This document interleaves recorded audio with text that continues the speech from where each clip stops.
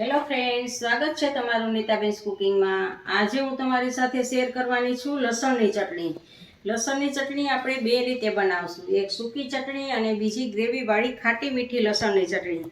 અને આ સાથે તેને સ્ટોર કેવી રીતે કરવી તે પણ જોશું। તો રેસીપી બનાવતા પહેલાં તમને મારી રેસીપી સારી લાગતી હોય તો વિડીયોને લાઇક અને શેર કરજો, અને આવી જ નવી નવી રેસીપીના નોટિફિકેશન મળતા રહે તે માટે મારી ચેનલને સબસ્ક્રાઈબ કરજો। ચાલો બનાવીએ।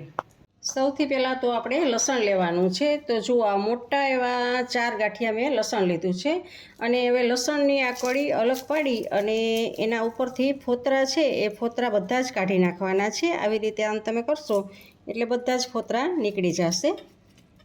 હવે આપણે આ લસણના બધા જ ફોતરા કાઢી લીધા છે, અને જુઓ અલગ અલગ કળી થઈ ગયેલી છે। તો આટલું લસણ આપણે મળેલું છે। તો હવે આપણે એને સાઈડ પર રહેવા દઈએ, અને કાઠિયાવાડી સ્ટાઇલની લસણની ચટણી બનાવવી હોય છે તો આવી રીતે ખાંડણીમાં ખાંડીને જ આપણે કરવાની હોય છે, જેથી લસણની ચટણીનો સ્વાદ ખૂબ જ વધી જાય છે। તો એમાં સૌથી પહેલાં તો 1 મોટી ચમચી એમાં જીરું એડ કરવાનું છે। જીરુંનો સ્વાદ લસણની ચટણીમાં ખૂબ જ સરસ આવે છે। એને દસ્તાની મદદથી આપણે ખાંડી લેવાનું છે। થોડુંક આખા પાકું ખંડાય છે એટલે આ લસણ બધું એમાં નાખી અને લસણને પણ એની જોડે આપણે ખાંડી લેવાનું છે। તો આવી રીતે આમ દસ્તા મારી અને લસણને પણ આપણે ખાંડી લેશું। તો હવે આપણું આ લસણ પણ જીરુંની સાથે ખંડાઈ ગયું છે। તો હવે આપણે એમાં મસાલા એડ કરવાના છે। તો 3 મોટી ચમચી કાશ્મીરી મરચું, તમારે લસણની ચટણી કરતા હો ત્યારે કાશ્મીરી મરચુંનો જ ઉપયોગ કરવાનો છે, જેથી લસણની ચટણીનો દેખાવ ખૂબ જ સરસ આવે, એકદમ લાલાશ વર્તી આવે। તો 3 મોટી ચમચી કાશ્મીરી લાલ મરચું લીધું છે, અને સ્વાદ પ્રમાણે નિમક લીધું છે, 2 ચમચી ધાણા જીરું પાવડર લીધો છે, અને આ બધાને આપણે સારી રીતે ખાંડીને મિક્સ કરી દેવાનું છે। તો જુઓ, તમે જોઈ શકો છો કે સારી રીતે આપણી આ ચટણી ખંડાઈ ગઈ છે। તો હવે એને આપણે આવી રીતે આમ ભેગી કરી લઈએ ચટણીને।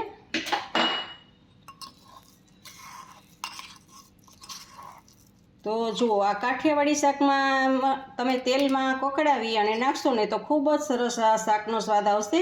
અને જો આને તમારે વધારે લાંબો સમય રાખવી હોય ને ફ્રીજમાં સ્ટોર કરવી હોય તો કેવી રીતે કરવી એ પણ આપણે જોઈશું। હવે લસણની ચટણીને આપણે સ્ટોર કરવી છે। તો ગેસ ઉપર એક પેન લીધું છે, અને એમાં 2 ચમચી જેટલું આપણે તેલ એડ કરશું, અને તેલ ગરમ થાય એટલે આપણે આમાંથી અડધી ચટણી છે એ આપણે આમાં એડ કરશું।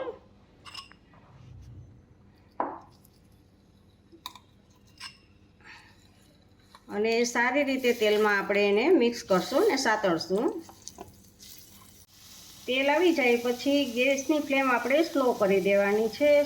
સ્લો ગેસ ઉપર જ આપણે આવી રીતે ચટણીને કકડાવવાની છે। આ તેલમાં આપણે કકડાવી કહેવાય, સાતળવી એને કકડાવવું કહેવાય। તો આવી રીતે આપણે ચટણીને તેલમાં સાતળવાની છે। તો જુઓ, થોડી વાર માટે આપણે 1 મિનિટ માટે આવી રીતે સ્લો ગેસ ઉપર જ આપણે કરશું। તો જુઓ, સ્ટોર કરવા માટેની આપણી આ ચટણી તૈયાર છે। તો આ લસણવાળી ચટણીને આવી રીતે તમે સ્ટોર કરી શકો છો। અને હવે એક કાચની બોટલ લઈ અને એમાં આને ભરવાની છે। હવે આપણે સ્ટોર કરવા માટે આવી કાચની એક બોટલ લેવાની છે, અને એમાં આપણે ચટણીને એમાં ભરવાની છે। જુઓ, આમ ચમચીની મદદથી આપણે બધી ચટણી એમાં ભરી દઈશું।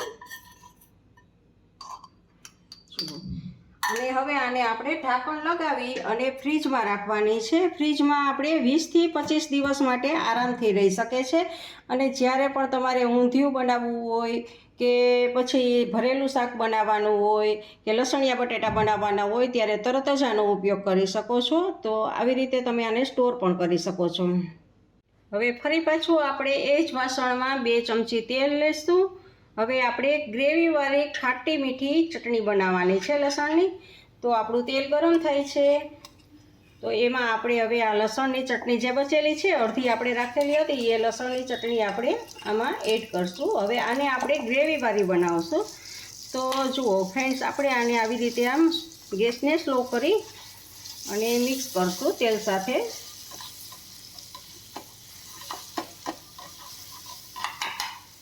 તો સારી રીતે મિક્સ થઈ જાય, સારી રીતે મિક્સ થઈ ગઈ છે તેલ સાથે। તો હવે આપણે એમાં અડધો કપ જેટલી ઘાટી છાશ ઉમેરશું.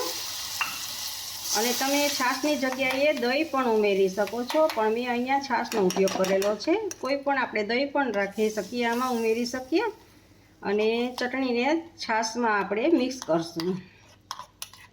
જુઓ, ચટણીને મિક્સ થઈ ગઈ છે છાશ સાથે. હવે એમાં આપણે ગોળ 1 ચમચી જેટલો આમાં ગોળ એડ કરશું. ગોળની જગ્યાએ તમે ખાંડ પણ એડ કરી શકો છો, પણ ગોળનો ટેસ્ટ સારો આવે છે. હવે આ બધા જ ટેસ્ટને બેલેન્સ આપણે કરવા માટે એમાં લીંબુ એડ કરશું. અડધાથી ઓછું એટલું પા લીંબુ આમાં એડ કરશું આપણે. સારી રીતે મિક્સ કરી દેશું ગોળને અને લીંબુને આમાં. એટલે ગોળથી મીઠો ટેસ્ટ આવશે અને લીંબુ અને છાશથી ખાટો ટેસ્ટ આવશે અને એકદમ સરસ ગ્રેવીવાળી ચટણી આપણી તૈયાર થશે. જ્યારે પાઉંભાજી બનાવતા હો ત્યારે આપણે લસણવાળી ચટણી બનાવવાની હોય તો આવી રીતે તમે એક વખત જરૂરથી આવી રીતે ચટણી બનાવજો. આનો ટેસ્ટ ખૂબ જ આવશે. તો જુઓ, આપણે આને હજી પણ થોડુંક હલાવશું. જુઓ, ચટણીમાંથી તેલ છૂટું પડે છે એટલે આપણી ચટણી બની ગઈ છે. ગેસને હવે બંધ કરી દેવાનો છે. તો આ ચટણીને સ્ટોર કરી, બોટલમાં ભરી સ્ટોર કરી અને તમે 5 થી 7 દિવસ માટે ફ્રીજમાં આરામથી રાખી શકો છો. એવી ને એવી રહેશે. તો આવી રીતે આ ચટણીનો પણ તમે સ્ટોર કરીને ઉપયોગ કરી શકો છો અને ખૂબ જ સરસ લાગે છે. ખાટી મીઠી ચટણી બને છે લસણની. તો ક્યારેય તમે લસણની ખાટી મીઠી ચટણી નહીં ખાધી હોય તો આવી રીતે એકવાર જરૂરથી ટ્રાય કરજો બંને ચટણીની. હવે આને પણ આપણે આવી એક કાચની બોટલમાં ભરશું અને ફ્રીજમાં સ્ટોર કરશું. આને પણ આપણે 5 થી 7 દિવસ માટે સ્ટોર કરી દઈશું ફ્રીજમાં.